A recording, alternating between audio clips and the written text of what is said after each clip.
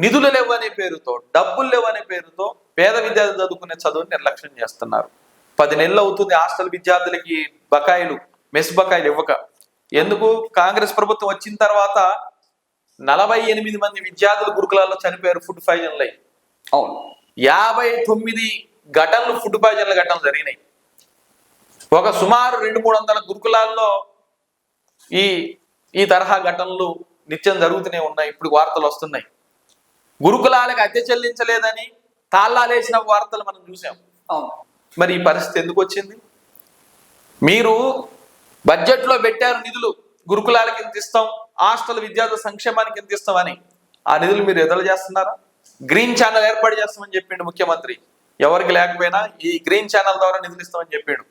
Green channel ఇస్తామని చెప్పిన నువ్వు 10 నెలలు అవుతున్నా ఎందుకు డైట్ ఛార్జీలు లేవు? వాటిని ఈరోజు పుస్తకాలు అమ్ముతున్నారు. విద్యార్థులకు క్వాలిటీ భోజనం పెట్టట్లేదు. ఎక్కడా కూడా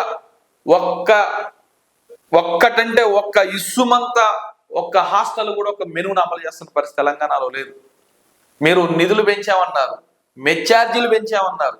మెచ్చార్జీలు పెంచితే మీరు అమలు ఎందుకు చేయట్లేదు? మెచ్చార్జీలు పెంచి ఏం చెప్తున్నారు? మెచ్చార్జీలు పెంచడం అని అంటే ఎట్లా పెంచాలి? మెచ్చార్జీలు పెంచడం అని అంటే ఇప్పుడు 30 ఇస్తే 30కి 5 రూపాయలు 35 ఇవ్వడం కాదు మెచ్చార్జీలు పెంచడం అంటే. ఎస్ఎఫ్ఐ చెప్పేది ఏమిటనంటే మెచ్చార్జీలు పెంచడం అని అంటే పెరిగిన ధరలు ఇప్పుడు ఏదైతే ఉన్నాయో ఆ ధరలను ఇవ్వాలని అడుగుతున్నాం. మీరు ఇచ్చేటటువంటి 33 రూపాయలు మెచ్చార్జీలు పెరిగిన తర్వాత 33 రూపాయలు ఇచ్చి 3 పూట్ల భోజనం చేయమంటే 33 రూపాయలకి సీఎం మనవడు తింటాడా? బట్టి విక్రమార్క పిల్లలు తింటారా 33 రూపాయలకి ఒక 3 పూటల భోజనం? లేదు, ఈ మంత్రులు చెప్పే మంత్రుల మనవాళ్ళు పిల్లలు తింటారా 33 రూపాయలకు భోజనం? మరి ఎట్లా తింటారు హాస్టల్ విద్యార్థులు? ఆ ఇచ్చే 33 రూపాయలు కూడా నువ్వు 10 నెలల నుంచి రోజుకి ఇచ్చే 33 రూపాయల నుంచి 58 రూపాయల దాకా ఇస్తున్న నిధులు కూడా నువ్వు 10 నెలల నుంచి ఇవ్వకపోతే ఎట్లా ఇస్తారు? రెండోది మెచ్చార్జీలు ఎట్లుంటే కాస్మోటిక్ ఛార్జీలు, సోప్ మనీ పేరుతో 100 రూపాయలు ఇస్తారు అబ్బాయిలకి, అమ్మాయిలకి 150 రూపాయలు ఇస్తారు.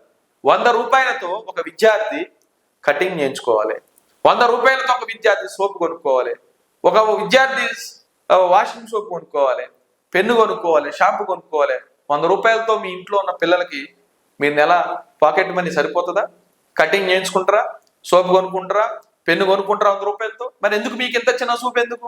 మీరే కదా చెప్పింది మేము వస్తే అన్ని మారుస్తాం, ప్రత్యామ్నాయంగా వస్తామని. సంక్షేమ వస్తుంది కూడా విద్యార్థుల పట్ల మీకు ఎందుకు ఇంత చిన్న చూపు అని మేము అడుగుతున్నాం.